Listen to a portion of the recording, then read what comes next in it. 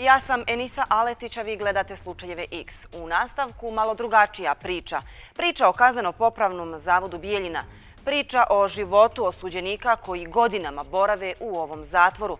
Neki od njih obišli su i više zatvora. Neki su višestruki povratnici u činjenju krivičnih dijela. Jedni pišu pjesme, drugi su se posvetili filozofiji i psihologiji, a treći rade u privrednoj jedinici. Ovo je kazneno-popravni zavod Bijeljina.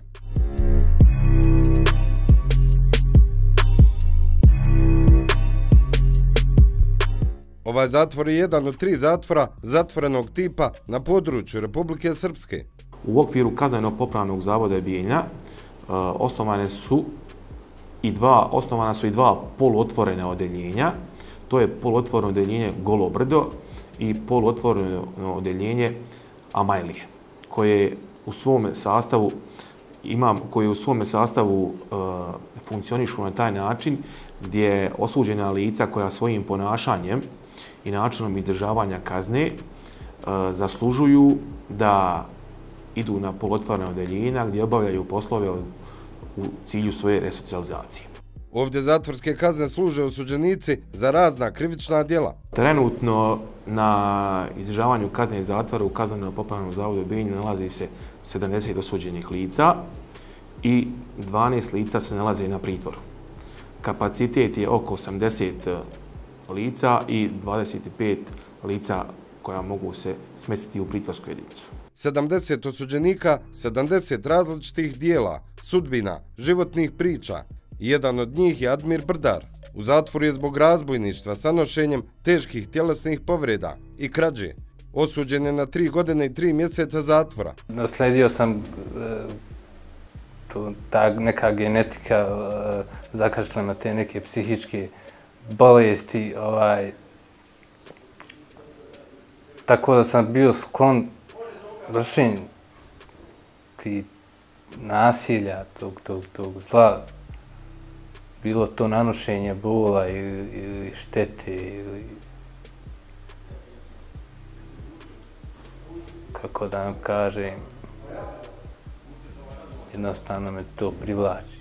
Milivojko Kjevac leži zbog ubistva. Tvrdi da nije izvršio to djelo.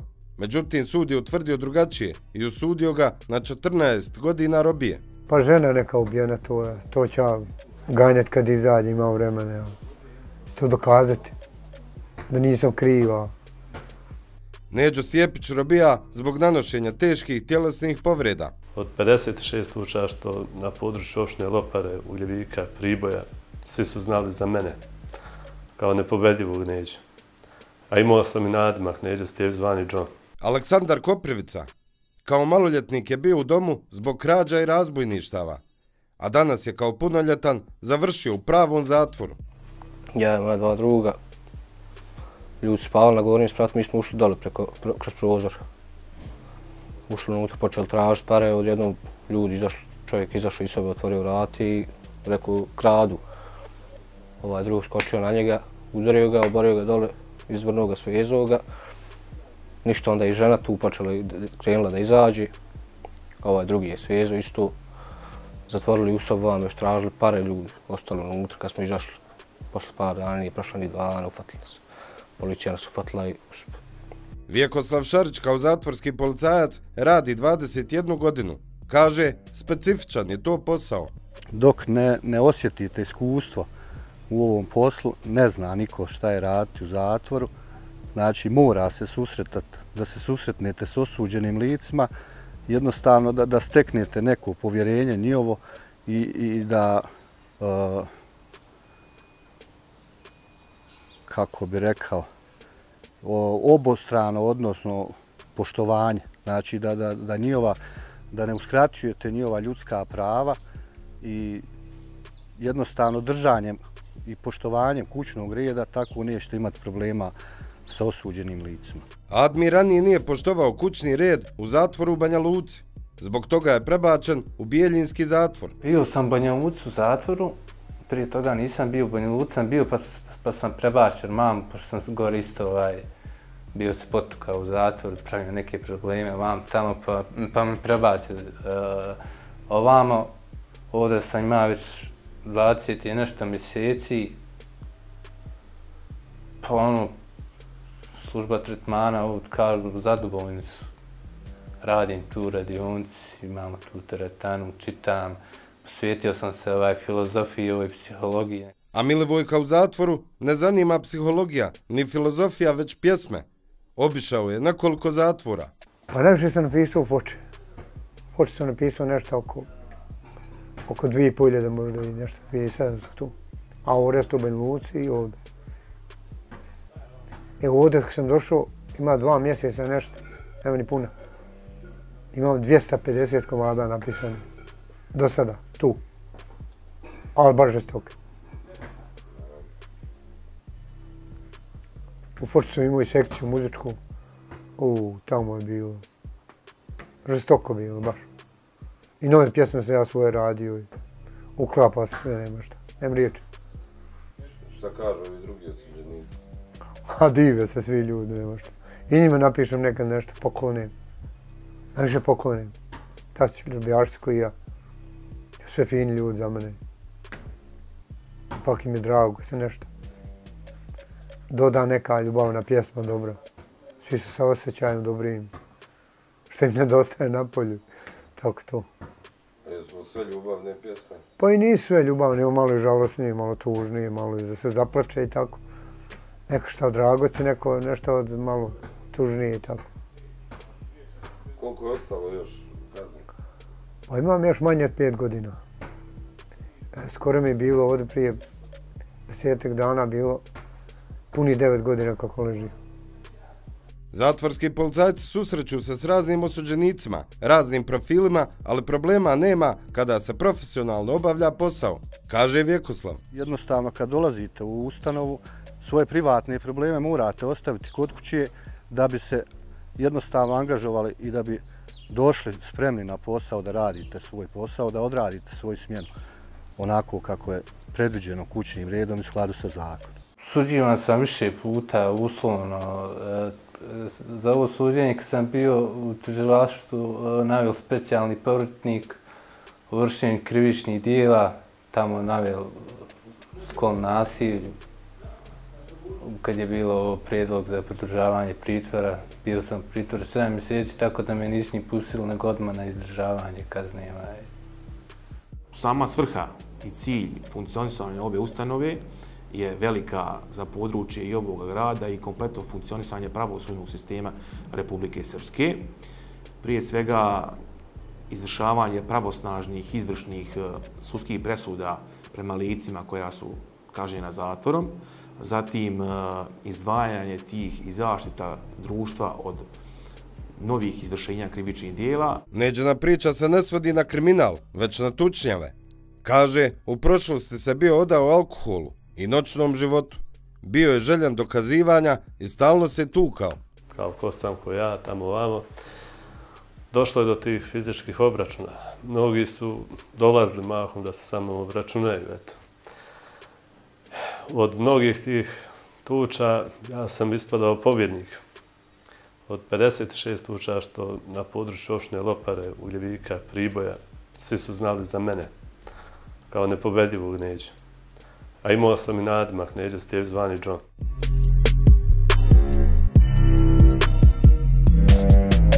Znate kako, kada čovjek u jednom mjestu bude proglašen takvim da je nepobediv, da je opasan. Mnogi iz Zenice, iz Teočak, Tuzla, svi su, znači, ti jaki momci dolazili tu, znajući da se ja obično nalazim po tim kafanama u Priboju. Svi su me znali kao jedini što izlazi uvijek sam. Prisjeća se Neđo slučaja iz 2016. godine. Tada je jedan muškarac, za kojeg Neđo kaže da je bio plaćenik, došao da ga ubije. Platio ga je jedan čovjek, a Neđo tvrdi da je riječ o osveti. Ja sam njegovu nekog prijatelja izudarao, kao da ti izudaraj njega, pošto je on bio veoma jak. I tako je taj muškarac u kafani poslao piće Neđi. Piće meni, kod Barcanu su piće, ja kažem kovu plaća, kaže ovaj gospodin tamo, odnesi ti njemu, međutim, on ustaje i kaže, izvini, mogu li ja sjest do tebe? Pa ja sam obično izlazio sam. On je došao i sjeo sa moje lijeve strane. Ja sam u jednom momentu samo gledao, muzika je bila uživo. Gledao sam pjevajku, nebitno. Nisam obraćao pažnju, uopšte nije. Čovjek je samo u jednom momentu izvadio nož i krenuo je na mene. Neđo kaže da mu je uspio izbiti nož iz ruke. Tada je u kafani nastao haos. A on je tada prošao katastrofalno. Kad sam izbio nož, znači polomio sam mu 5 zuba, ostavio sam ga teškim invalidom. Sjedećeg stava sam ga odmah, čim sam ispacio taj nož iz ruke, odmah sam ga patosirao i vidio sam mu faktički zube kad smo izletili. Tu Neđo nije stao, već ga je nastavio udarati. Svi gosti iz kafane su se razbježali, priča Neđo. Ostavio sam ga u toj kafani, pošto se mnogi mene tada plašili. Svi su naposli tu kafanu, on je ostao sam. Od 3 sata noći do ujutru, do 6 časova, on je bio faktički polumrtav. Dok nije, znači, došlo taj gazda kafane, s tim što je tu večer njegov sin bio, on je pobjegao, znao je da Neđe je to napravio, ajde, još samo da ostane živ. Ubrzo dobija poziv da se javi u policiju. Pošto su znali, 99% sam to ja sam mi rekao da jesam, bio sam rekao životno ugrožen, to je to. Čovjek je proveo nekih 3 mjeseca, ja mislim, gore u Tuzli, u Gradini. Ostao je živ, čuo sam da je ostao teški invalid. Neđo je za tu tučnjav osuđen 6 mjeseci zatvora. Ipak u jednom od obračuna i Neđo je izvukao deblji kraj. Kaže, tada se bio opustio. Ja sam imao jedan težak kao meč, nije došla jedna 3, 4, meni poznatih, sa mnom jedan je bio drug. Međutim, on je već sklopio trojni pak da bi kao da se stane Neđe jednom natrag. I stali su. Neđo je s teškim povredama završio na operacionom stolu na Vojno-medicinskoj akademiji u Beogradu. Kaže, imao je tešku operaciju, ali zahvalan je Bogu što je uopće ostao živ. Tuča je se odigrala u Priboju. Oko pola 3 noći. To je se desilo 2013. godine. U toj tuči bio sam mnogo pijan, a tuča je izbila iznenada, koja je svaka druga tuča što nastaje. Tada je taj jedan momak mojih godina ustao i tim glasom na mene kao dokle ćeš ti, Neđo, ko si ti ovdje tamo. Kako je tog muškarca poznavao, tako mu je Neđo poručio piće. Međutim, umjesto hvala, zamanuo je da me udari. U tom momentu sam ga ja izblokirao, patosirao, ustao kraj njega, stao, rekao što ti ovo treba. Htio sam da ga podignem od tog udarca što sam ga ja udario. Baš je dobro, što se kaže, bio patosiran. Ali on je već tu imao oko sebe organizovane ljude koji su krenuli na mene. Tukli smo se pola sata, tu na opštini Lopare znaju svi. Nakon pola sata tučnjave, napadači su pobjegli, a Neđo je ostao da leži na podu. U toj tuči zadobio sam jake udarce u prijedelu glava, što sam ja kao hitan slučaj prevezen u urgentni centar u Beograd, gdje sam operisao hematom na prijedelu mozga. Nakon te posljednje tučnjave, zadobijenih povreda, operacije i oporavka, Neđo se vraća kući. Što se kaže, bacio sam taj alkohol, vidio sam da mi je to bio najveći uzročnik i odlučio sam da se nikada više ne vratim u taj život što sam nekad živio. Međutim, to nije bilo lako. Aferimi iz prošlosti su ga stizali. Sve je dolazilo na naplatu, zbog čega se Neđo danas nalazi u zatvoru. Znači, ja sam došao sad na kaznu od godinu dana, s tim što sam dobio još jednu 5 mjeseci, to je 17. Imam 1 mjesec pod istragom što sam proveo. Danas kada se osvrne na sve, kaže pravio je velike greške, ali je živ. Danas plaća svoje greške u zatvoru. Što se kaže, robija ko robija. Robija nije teška, ali težak neka život sa nekim osobama različitim s kim provodiš dan, noći, u istoj si sobi s njima. Neke ne poželio nikak kroz život da ih vidiš. Ali znači, tu si gdje si, to je jedan vid velike kazne, znači. Da proživiš to sa drugim ljudima različitim, da skontaš da to ne ide u prilog, da to više ne trebaš da radiš takve stvari, pa da bi došao tu gdje jesam sad. A tu gdje je sad, još će ostati. Ma, ne. što se kaže sad ovako kad malo zrelije razmislim, mnogo se kajem zbog toga. Ja porodičan sam čovjek, imam iza sebe 2 kćerke, suprugu, sad ponovo sam se oženio. Sad kad ja ovdje na izdržavanju kazne, ali i oni ispaštaju zbog mene. To mene boli sad.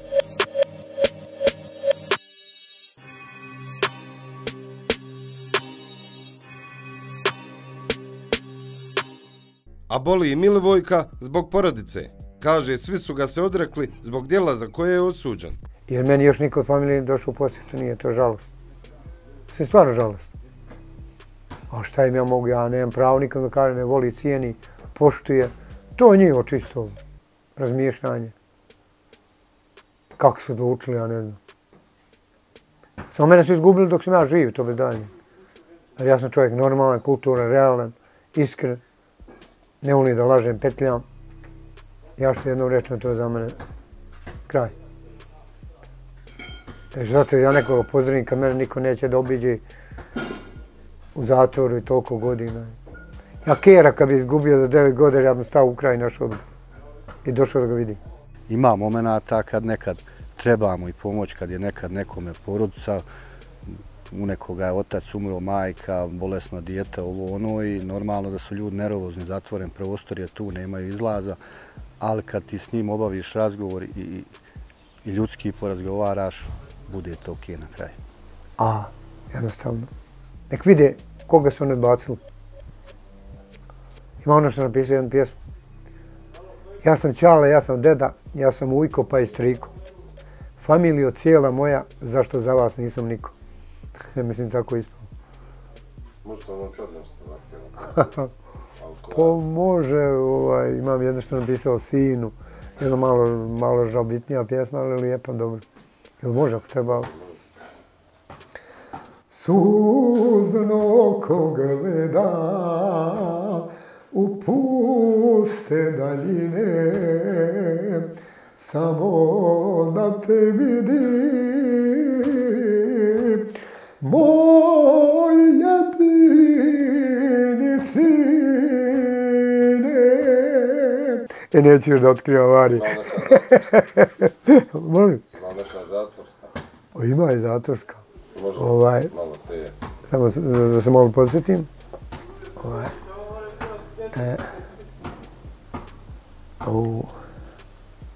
Aha, može.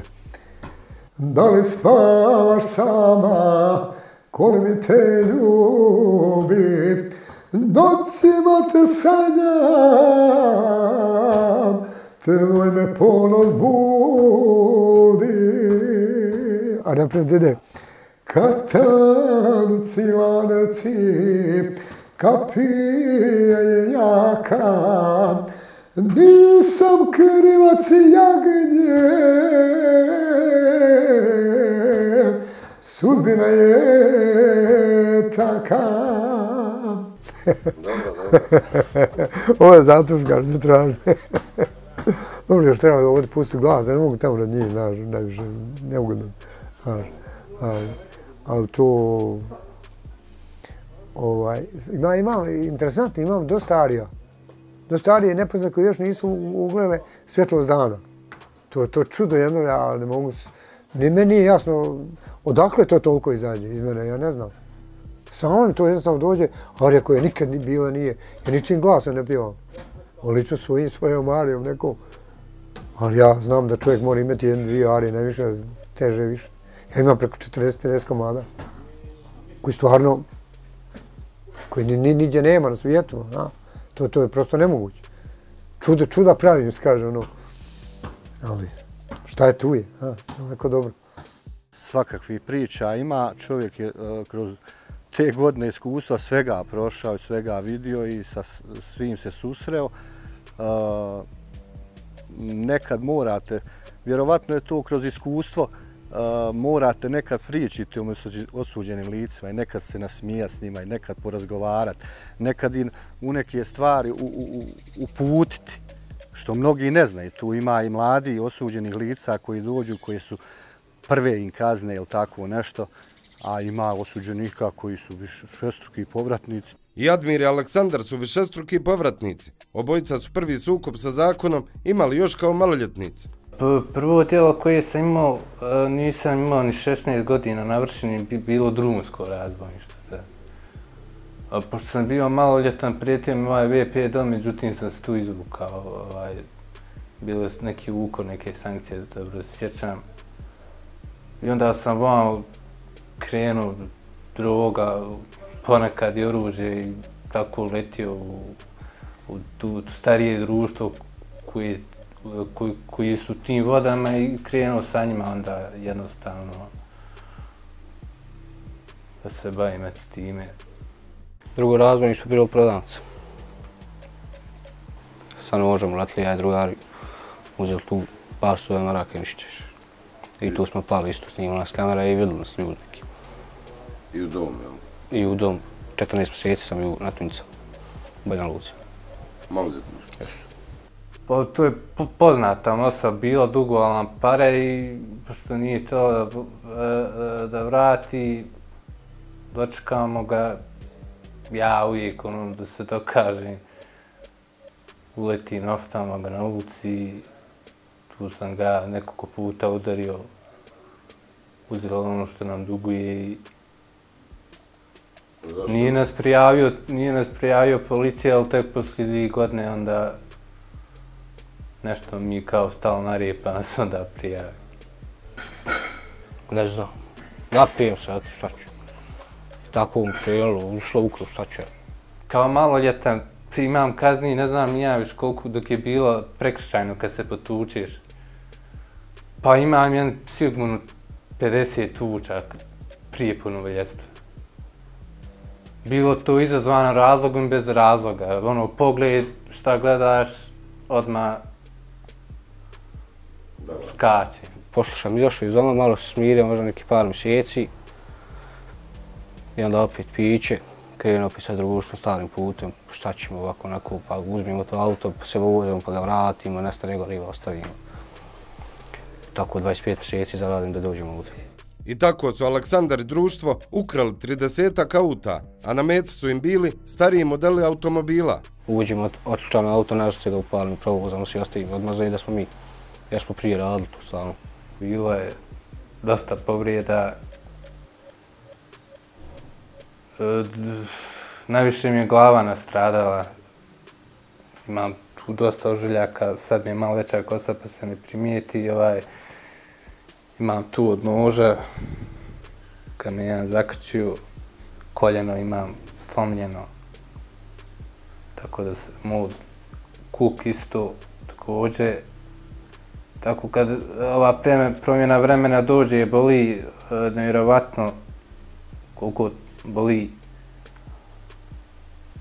Ali u vrijeme tuče ja ne osjetim to, ne osjećam bol, znači evo tek sada osjetim, tad nisam, možda nekako sam uživao bol. Nekad sam znao čak i sam izudaram šakama uzije, znači glavom. To je već suicidalan tip samopovređivanja. Radim u kuhinji, pa nekad u kuhinji pustim glas, tako. Nekad u sobi, tako. Nekad u boravku. Pogotovo kad radim neke nove pjesme, ja stanem na kreveti, stojeći to lagano odradim, vidim paše, ne paše. Dosta ih bacim, koje ja ne mogu da pijevam, to odmah korbu smeći ide, nema. To ne ide meni u knjigu. Druga, za nju nisam nikad osuđivan, a dosta je prešlo preko ruku. Nekad sam uzimao, nisam bio zavisnik, nego nekad čisto uzmem. Inače sam slobodno sam bio sportica, bio stalno u nekom sportu, treninzi i to. A što trava spije? Pa travu sam zapalio 3-4 puta u životu. Speed nikad nisam ni uzeo. Ja sam prodavao i to, ali nisam ga nikad koristio. Pa svaki put odmah ujutro dođu, ja spavam kod kuće, ulete u kuću. Odmah znaju šta je. Poslije droge onda uvijek me zanimalo to oružje, volio sam oružje. Imao sam na desetine slika svakih vrsta oružja, proizvođača, pa sam onda počeo i to kupovat, prodavati, pucati iz njih. Evo sad imam isto u fazi istrage u okružnom sudu Prijedor vodi se taj neki postupak za neka 2 pištolja što su okradena. Pa sad, sretno im bilo ako uspiju da... Kamere i snime me neđe kamera, vide kako ulazim u auto, kako odvučem. Kroz grad prođem s autom i izađem. Pošli oružja vam sam dobio ti neki kazni, pa sam odlučio da smirim, vidio sam ne ide to nikud. Evo, ako bude gledao, može dobro zna da sam bio se zaposlio, krenuo pošteno da radim, da živim, da imao dobar posao, dobru platu, krenuo, što se kaže, ispravnim putem. Međutim, ovo djelo kad sam napravio sad što ležim, ja i saučesnik, bio je to 6. januar, badnje veče. Ja bio s nekim prijateljima. A za badnje veče je konzumirao alkohol. Međutim, to nije bilo dovoljno, pa je uzeo kokain. I pili smo mi, i onog sam ja pijan, on mene ponude i uzmem ja kokaina, povučem i krenem kući. Nisam mogao, krenem kući i sretnem ovog mog saučesnika koji je odležao kaznu, sad je trenutno na slobodi. Njega sretnem i za 5 minuta, što se kaže, uletim. Još mi nije jasno, još ne mogu vjerovati. Za 5 minuta ne mogu vjerovati. Razbojništvo, znači upao u kuću, teške tjelesne povrede tamo, imam vam papire sa UKC Banja Luka, prijelom baze, lobanje, jagodične kosti, mnogo toga.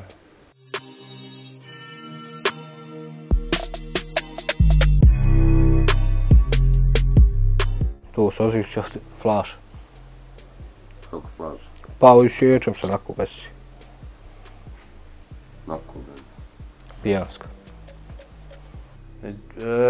Ne bi ja to uradio, ali ja sam kad popijem ili kad, kažem, povučem liniju, baš sam nasilan da postanem druga osoba, nasilan. A pošto imam šizofreniju, a pio sam u slobode tablete, što sam stalno kod neuropsijatra imao terapiju prepisan i kad sam to pio, normalno sam djelovao, normalno funkcionisao, živio. Međutim, došlo nekad vrijeme, neću da pijem, krenem po svom inatu i onda jednostavno mene, to nisam ja, mene nosi, znači, druga osoba. Onda sam se sklon, znači, problema, nasilju, jednostavno destruktivan bio. Ili da ja nastradam ili da neko drugi nastrada. Tako sam postavljio, tako sam išao. Vjekoslav kaže da se u ovom poslu mora razdvojiti privatno od poslovnog. Zbog toga se i nosi uniforma, jer kada dođe kući i svuče uniformu, sa njom skida i sve što je tog dana na poslu doživio. Nekad ste nervozni, dođete, nekad ovako, nekad nako, ali gledamo da ostavimo ovde sve to i loše i dobro. Nekad i ne prenosimo te informacije odavde, što je ružno prenositi odavde, ali nekad ima. Ne može čovjek reći da nema ružno bilo da kažeš sada nešto, ali u suštini fino je ovo iskustvo. Fino. Ali ko ne dođe u ovu ustanovu i ne obuče ovu i ne uđe u one rešetke tamo i s njima boravi, jer mi smo ipak ovdje policajci koji radimo 24 sata s njima. Dobro, ja sam griješio. Da sam pametan bio, imao sam dosta opcija, mogao sam, evo, 23 godine, mogao sam do sad, znači, dosta toga napraviti. Možda čak si oženiti brak, možda i dijete, ali jednostavno, eto, savjetovalo, nije da nisu, ali to je nekako genetike, ali to nasljeđe, pošto isto sa majčine strane imam ujaka, u mene džed isto pati od tih psihičkih problema, plus ujak u ratu zaradio PTSP, pa i on ležao za ubijstvo. Ima tu dosta genetike, pravo da vam kažem, a isto sklon nasilju. Većina osuđenika ima planove kada izađu, neki nemaju, neki kažu da je rano o tome razmišljati. Razmišljam šta ću kad izađem, a mnogo sam prevrtljiv, sad razmišljam kad izađem da krenim poštenim putem, da se ne osvećujem nikom, ja nekad toliko destruktivan budem da mogu vam opisati, znači. Pa kad bih vam rekao da za inat živim, vjerujte mi, samo rad naroda, ti moji neprijatelja, kako tako mogu reći, da vide da sam uspješan čovjek i najsretniji sam čovjek da ostane kaže živ, da to djelo otkrijem. Vjerujte mi. Drugo, pa da vidi to svoje familije, svoje djeci, da ja nisam smeće, da ja nisam čovjek za odbaciti, da sam ja čovjek normalan. U jednoj velikoj normali, čak i više. Sad mi je bitno samo da izdržim ovo, da izađem, onda polako. Čim izađem, znači idem, moram ovu terapiju piti čitav život, da normalno funkcionišem. A posao me čeka čim izađem, nešto sam razgovarao preko pisama, preko telefona, tu gdje sam radio, mogu ponovo da radim kad izađem, pa tako da mislim da ću se predijeliti prvo za tu opciju. Da prvo stane malo na nege što se kaže, pa ću onda da vidim ostale ciljeve i puteve. Pa ne znam šta ću biti. Se vratim istim putem, ne znam šta će biti. Ako se smirim, bit će bolje. Koliko godina? 19. Ima više planova, još je rano prognozirati, ostalo mi još godina dana. Uvijek kad nešto planiram, uvijek mi se izjalovi, tako da imam mnogo opcija. Pa ću vidjeti, procijeniti. Da li ti smatraš da je proces resocijalizacije utjecao na tebe?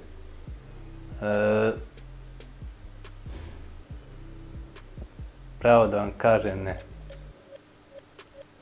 Sad iz zatvora nemam ništa.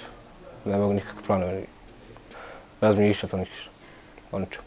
Hiljade osuđenika su ovo prošle za moji 21 godinu radnog vijeka, ali na ulici više nas pozdrave i čisto kasnije nekad kad prođe film onda skontaš da je to osuđeno lice bilo i to. Ali u svakom poslu ima normalno loši i dobri osobina, ali prvenstveno su to dobre osobine i ljudi to, odnosno osuđena lica, to upamte ako je neko djelo njima učinio dobro. A zavod i osoblje nudi brojne mogućnosti kako bi osuđenici olakšali sebi robiju. Radna terapija je najbolja za to. Osuđenici kažu, vrijeme brže prolazi. Kazneno-popravni zavod Bijeljina ima i poluotvoreno odjeljenje Golo brdo. Ovdje je smješten dio privredne jedinice gdje osuđena lica kroz određene poslove ratarstva, stočarstva, povrtarstva slobodno vrijeme svoje iskorištavaju, a u isto vrijeme ostvaruju određene prihode kroz rad.